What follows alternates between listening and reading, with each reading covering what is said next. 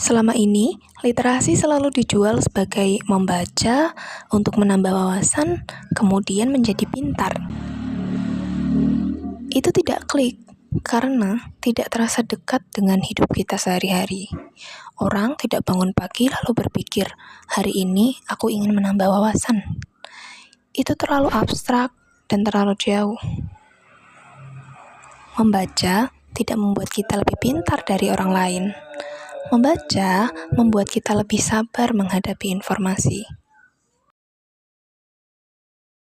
Di era serba cepat ini, kita sering berpikir bahwa informasi itu mudah saja didapat. Tapi apakah kita benar-benar membacanya?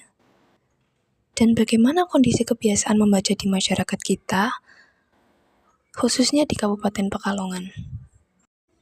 Dari percakapan sederhana yang saya lakukan dengan orang-orang di sekitar saya, sebagian dari mereka mengaku belum menjadikan membaca sebagai kebiasaan sehari-hari. Disinilah peran perpustakaan menjadi penting, bukan hanya sebagai tempat menyimpan buku, tetapi sebagai ruang yang mendekatkan literasi dengan kehidupan masyarakat.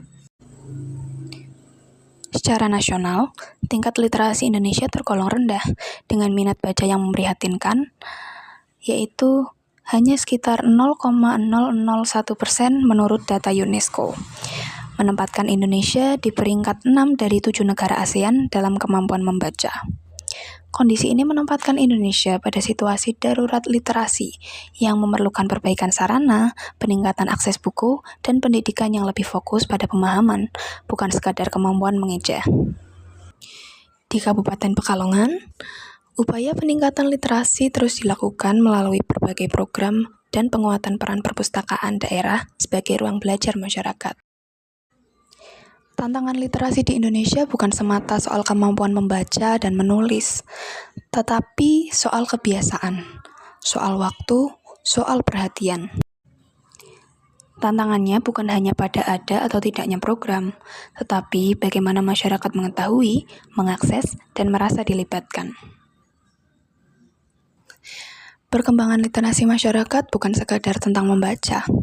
Ia adalah cerita tentang kebiasaan, akses, dan kesempatan yang masih perlu kita perjuangkan. Di tengah arus informasi yang cepat, perpustakaan masih menjadi ruang yang melatih kita untuk pelan, utuh, dan tidak reaktif. Pada masa ini, usaha pengembangan perpustakaan dengan zona khusus anak, pengadaan buku, tempat tenang untuk membaca, dan berbagai program literasi adalah bentuk upaya agar kebiasaan membaca tidak hilang begitu saja. Perpustakaan bukan sekedar bangunan